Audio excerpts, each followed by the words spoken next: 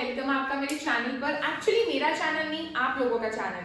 अब ये आप लोगों का चैनल है, ठीक है। आप मेरी फैमिली हैं, आप लोगों का चैनल है। आपको इस चैनल को आगे बढ़ाना है, अगर मुझसे पढ़ना है तो ठीक है। सो सब्सक्राइब कीजिए, अपने फ्रेंड से सब्सक्राइब कराइए। और अब तो स्कूल खुल गए हैं, स्कूल जाना शुरू हो गए होंगे, तो फ्रेंड्स को बोलिए सब्सक्राइब करें, और तभी तो ये चैनल आगे बढ़ेगा, ठीक है। तो ये चैनल अब आपका है, मैंने आपके ऊपर छोड़ दिया, ठीक है। चलो चलते हैं। अच्छा सुनो, अभी हमने 13.8 करनी थी। 13.8 से पहले हमारे 3 एग्जाम्पल्स हैं। Example number 17, 18, 19। 17 में नहीं करवा रही हूँ, अपने आप कर लीजिएगा, बहुत ईजी है।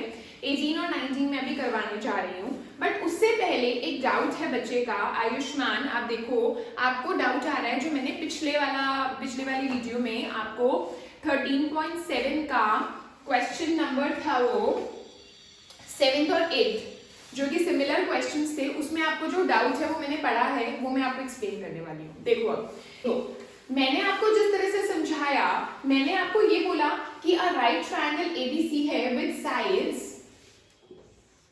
5, 12 एंड 13। तो मैंने बोला ये तो 13 है ही, ये तो श्योर हो गया क्योंकि 13 लॉन्गेस्ट साइड है, तो राइट एंगल के सामने वाली साइड हाइपोटेन्यूज होती है, तो ये श्योर हो गया। उसके बाद 5 और 12 में कंफ्यूजन थी कि 5 इधर ले या इधर ले, है ना। अच्छा, is revolved about the side 12। तो मैंने कहा कि मैं ये वाली 12 ले रही हूँ और ये वाली 5 ले रही हूँ, और उन्होंने बोला कि जो राइट ट्रायंगल है वो रिवॉल्व हो रहा है 12 सेंटीमीटर के अबाउट। तो मैंने बोला कि ये मान लो 12 है और ये 5 है, तो ये ऐसे ऐसे रिवॉल्व हो रहा है, तो मेरी हाइट 12 बन गई। मैंने ये बोला। बट आयुष्मान, आप बोल रहे हो कि मैम हम जरूरी, हमें कैसे पता चला कि 12 हाइट है? भाई हम यहाँ पर 5 और यहाँ पर 12 भी तो ले सकते थे, राइट। तो कोई बात नहीं, हम आपके तरीके से करते हैं, ठीक है। पहले ये देखो, जब मेरा मेथड था, मेरे मेथड के हिसाब से मैंने 12 को यहाँ फिक्स किया, और ये रिवॉल्व कर रहा था ऐसे आगे पीछे 12 के, तो ये जो 5 है पहले यहाँ था, ये सी पॉइंट जो था वो पहले यहाँ था, फिर ये उधर गया पीछे से होके, फिर आगे आगे यहाँ आ गया, फिर इधर ऐसे गया, तो मेरा ये वाला कोण बन गया था, ठीक है। और मेरे हिसाब से जो मेरी हाइट बनी वो मेरी 12 बन गई, और जो रेडियस बना वो 5 बन गया। रेडियस 5 क्यों बना और हाइट 12 क्यों बनी मेरे केस में? क्योंकि ये जो चीज है ना 5, ये पहले इधर थी, फिर इधर गई, फिर पीछे से आगे आई, तो इसलिए मेरा रेडियस 5 बन गया। अब आयुष्मान, तुम जो बोल रहे हो, तुम मुझे ये कह रहे हो कि मैम हमें कैसे पता कि 12 हाइट है? देखो अब इसका जवाब सुनो।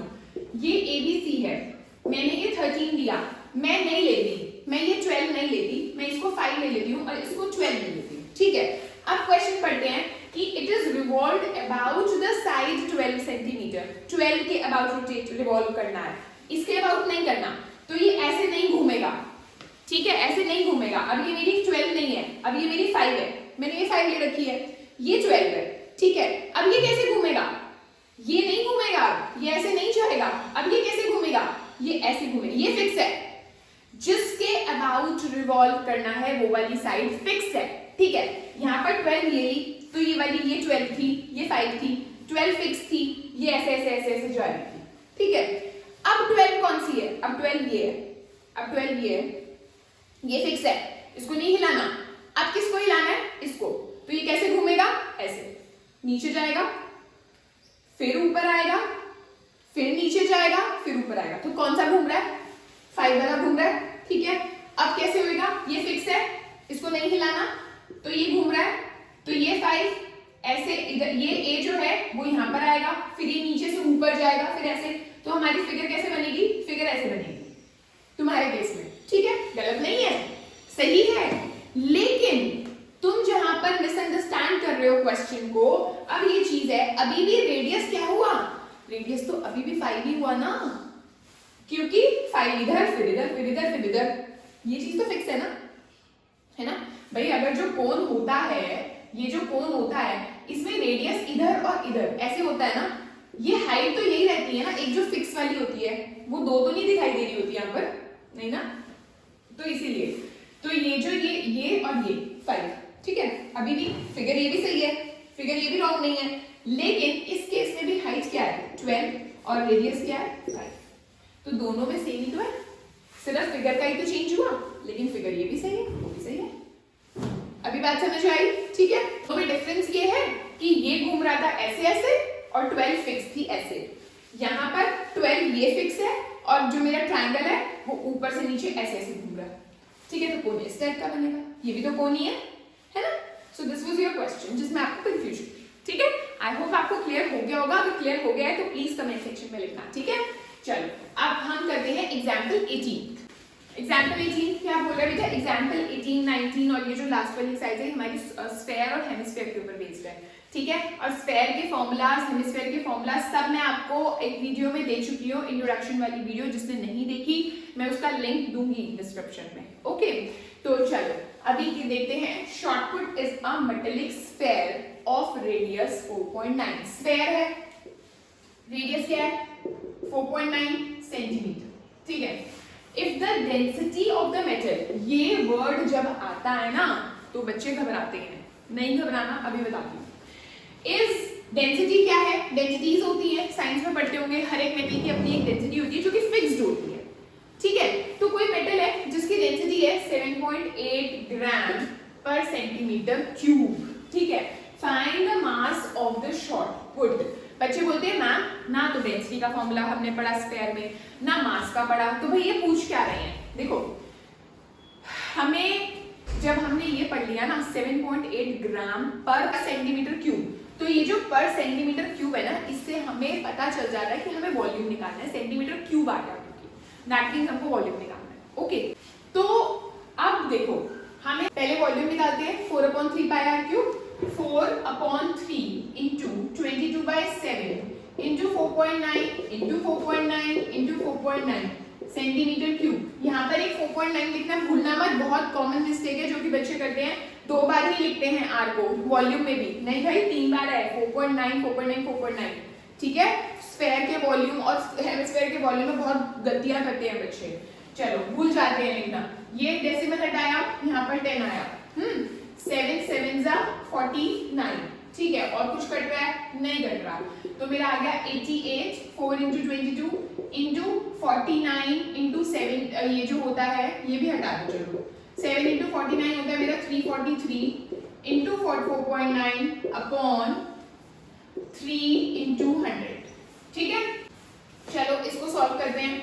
343 ये भी हटा दो, नीचे 3 0 आ गई, इंटू 49, 9 3 जा 27, 3 30, 4 3 जा 12, 7 13, 7 0 8 6 16807 आया। इन दोनों को मल्टीप्लाई करके अब हम 88 से मल्टीप्लाई करते हैं। इसको आ जाएगा 8 7 जा 56, 8 8 जा 64, 4 6, 8 6 जा 48 और 6 54 और ये आ गया, तो 6 5 4 4 3 1 यानी 0 1 9 7 और ये आ गया मेरा 4 और ये आ गया, तो that means 1479016 upon 3 into 1000। Okay, अब इसको हम 3 से डिवाइड करते हैं। 3 4 जा 12, 3 9 जा 27, 3 3 जा 9, 0 0 5.33 अपॉन 1000। ये तो मेरा बचा हुआ है ना 1000। ठीक है, 1 2 3 यानी 1 2 3। पॉइंट कहाँ पर लगेगा? डेसिमल कहाँ लगेगा? यहाँ पर। तो इसको हम अप्रॉक्स ले लेते हैं भाई, पॉइंट के बाद 2 0 आ गए, फिर 533 है, तो इसको हटा दो। इसको हम क्या लिखेंगे? सीधा 493 अप्रॉक्स सेंटीमीटर क्यूब। ये अप्रॉक्सीमेटली ये आ गया हमारा। अब क्वेश्चन समझने वाला है। देखो बच्चों, इस क्वेश्चन का मतलब अब समझो। उन्होंने बोला कि 1 सेंटीमीटर क्यूब मेटल का अगर मैं लेती हूँ, उसका जो वेट है, उसका जो मास है वो 7.8 ग्राम है। क्या बोला? इसका क्या मतलब है कि जो शॉर्टपुट है ना, जो वो है स्फेयर है, वो मेटल से बना हुआ है। मेटल के 1 सेंटीमीटर क्यूब का जो मास है वो 7.8 ग्राम है। Mass of 1 centimetre cube is 7.8 ग्राम। यही मतलब है इस लाइन का। ठीक है, तो हमें ये जो हमारा शॉर्टपुट है वो कितना है, कितना वॉल्यूम का है? 493 सेंटीमीटर क्यूब का। तो मास ऑफ 493 सेंटीमीटर क्यूब का कितना होगा? 493 इंटू 7.8। एक पेंसिल की कॉस्ट 2 रुपए है, तो 10 पेंसिल्स की कॉस्ट कितनी होगी? 20 रुपीज। 2 इंटू 20 कर दिया। Unitary method in the same way, यहाँ पर यूनिटरी मेथड से मैंने बताया mass of 1 centimetre cube of metal is 7.8 grams, तो इसमें कितना मेटल लगेगा 493 सेंटीमीटर क्यूब वॉल्यूम के लिए 493 इंटू 7.8 ग्राम्स। ठीक है, ये आप कैलकुलेट कर दोगे। अच्छा, अगर मैं दूसरी तरीके से समझूं, एक तो ये मेथड हो गया, चलो निकाल ही लेते हैं यहाँ पर, फिर मैं आपको दूसरी चीज बताती हूँ। 8 3 24, 74, 39, 7 3 63, 65, 34, तो ये आ जाएगा मेरा पॉइंट है ना यहाँ पर, तो ये आ गया, तो 3845.4 grams will be my answer. Okay, तो अगर मैं इसको 1000 से डिवाइड कर दूं तो मेरा आंसर आ जाएगा केजीज में, 1 2 3, तो ये आ जाएगा 3.8454 किलोग्राम्स। ठीक है, लेकिन अगर मैं इसको दूसरी तरीके से करूं, यहाँ तक आ गया मेरा वॉल्यूम। ठीक है, जो हमारा आपने साइंस में एक फॉर्मूला पढ़ा होगा डेंसिटी का, which is mass upon volume. ठीक है, डेंसिटी क्या दे रखी है हमको यहाँ पर 7.8, वो रख दो यहाँ पर।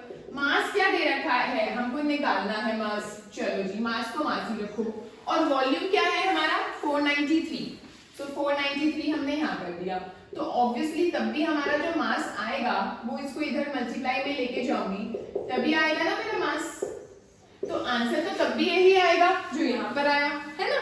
सो दोनों मेथड्स हैं, अगर आपको वैसे समझ आ रहा है density is equal to mass upon volume वाले मेथड से वैसे कर लो, अगर ऐसे यूनिटरी मेथड से करना है ऐसे कर लो, लेकिन डेंसिटी वर्ड को देख के घबराना नहीं है, कुछ भी नहीं करना। डेंसिटी की जो यूनिट होती है वो ऐसे होती है ग्राम पर सेंटीमीटर क्यूब, तो सेंटीमीटर क्यूब हमें पहले से ही बता देता है कि भाई हमको वॉल्यूम निकालना है या सरफेस एरिया का कोई काम नहीं है, और वॉल्यूम निकाल के उसको उससे मल्टीप्लाई कर दो, दैट्स इट। ओके, चलो बच्चों आगे एग्जांपल 19 भी मैंने नोट डाउन किया है।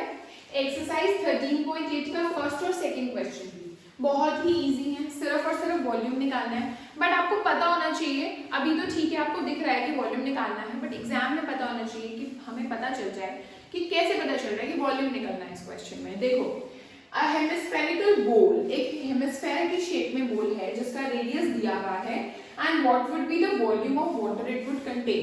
काफी बच्चों को पता चल जाता है कि हमें पूछा है what would be the volume of water it would contain, volume आए, वॉल्यूम ऑफ वाटर मतलब, ठीक है, वॉल्यूम ऑफ वाटर उतना ही आएगा जितना वॉल्यूम ऑफ वो बोल है, जितना बोल का वॉल्यूम है उतना ही वाटर वो कंटेन कर पाएगा, है ना।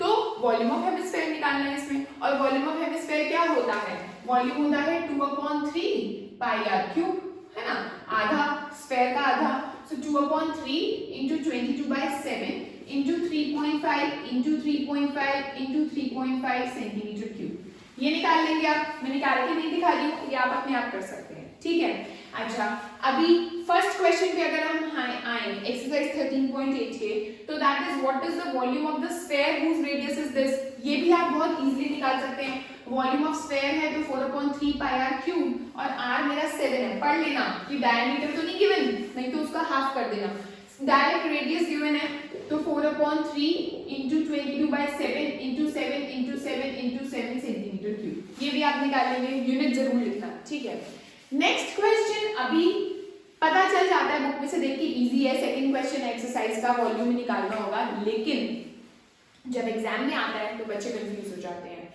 क्या, find the amount of the water displaced by a solid spherical ball of water 28 centimetre. इसका क्या मतलब है कि amount of water displaced by a solid spherical ball of water. देखो मान लो हमारे पास एक सिलिंड्रिकल टब है, ठीक है, उसमें वाटर है, ये रहा, ठीक है। अब मैंने क्या करा कि मैंने ये मेरा सिलेंडर यहाँ पर है जैसे, ठीक है, मैंने क्या करा कि इसमें एक स्फेरिकल बॉल डाल दी टब में, यहाँ पर डाल दी, तो वाटर जो होगा अगर यहाँ तक था पहले, तो वो वाटर थोड़ा सा उसका लेवल इंक्रीज हो जाएगा, पानी यहाँ तक आ जाएगा ऊपर तक। कितना ऊपर आएगा, जितना वाटर हिला, है ना, अब हिला मतलब मूव किया मतलब डिस्प्लेस हुआ अपनी जगह से। वाटर डिस्प्लेस का मतलब ये है, वाटर डिस्प्लेसमेंट मतलब कि वाटर अपनी जगह से कितना हिला, कितना मूव किया, और कितना वाटर मूव करेगा, जितने वॉल्यूम का मैं स्फेयर उसमें डालूंगी सिलेंडर में, उतना वाटर हिलेगा। ठीक है, ये बात समझ आती है। जितना मैंने वॉल्यूम का स्फीयर, भाई देखो अगर मैंने एक स्फीयर डाला, थोड़ा सा वाटर हिलेगा, थोड़ा सा लेवल ऊपर जाएगा, 2 स्फीयर्स डाले और ज्यादा जाएगा, 3 स्फीयर्स डाले और ऊपर चला जाएगा, और अगर जब फिल हो जाएगा तो वाटर बाहर निकलना शुरू हो जाएगा, है ना, सिलेंडर से बाहर आ जाएगा। तो ये किस पे डिपेंड कर रहा है सब कुछ? किस पे? जितना वॉल्यूम मैं अंदर डाल रही हूँ टब के, है ना, सिलेंडर का टब के, वेसल के, उस पे डिपेंड कर रहा है। तो that means amount of water displaced जो होगा वो किसके इक्वल होगा? जितना वॉल्यूम ऑफ स्फीयर है, और वॉल्यूम ऑफ स्फीयर निकालना है, इसका मतलब तुमने। तो क्वेश्चन का मतलब समझना है। क्वेश्चन यहाँ पर लिखा हुआ है 2 पार्ट्स दिए हुए हैं, वॉल्यूम निकालना छुट्टी हम नहीं करते, ये सोचते हैं सब बच्चे। लेकिन जब ये क्वेश्चन एज इट इज वहां पर आता है, नहीं पता चलता कि हमें क्या निकालना है। सो दैट मींस इस क्वेश्चन में आपको वॉल्यूम निकालना है, सिर्फ मुझे इतना बताना कि अमाउंट ऑफ वाटर डिस्प्लेस्ड मतलब what are they asking for? They are asking for the volume of sphere only. ठीक है, तो इसमें हमें वॉल्यूम ऑफ स्फीयर निकालना है। वॉल्यूम ऑफ स्फीयर क्या होता है? 4/3 पाई आर क्यूब। लेकिन यहाँ पर हमको डायमीटर गिवन है, तो जब डायमीटर 28 है तो रेडियस क्या है? 14। ठीक है, तो 4/3 into 22/7 into 14 into 14 into 14 centimetre cube, और आप अपना आंसर निकाल सकते हैं। ओके, सो हमने आज सेकंड क्वेश्चन पे किया। अब हमारा रह गया थर्ड से लेकर 10th क्वेश्चन, जो जल्दी ही कंप्लीट हो जाएंगे एंड मैं जल्दी ही अपलोड कर दूंगी उसकी भी videos. You don't have to worry, keep asking your doubts आपके जरूर क्लियर होंगे। एंड मैंने अपना चैनल आपके ऊपर छोड़ दिया है, अब आपको ही इस चैनल को प्रोग्रेस दिलानी है। ठीक है, चलो, okay, bye, thank you so much.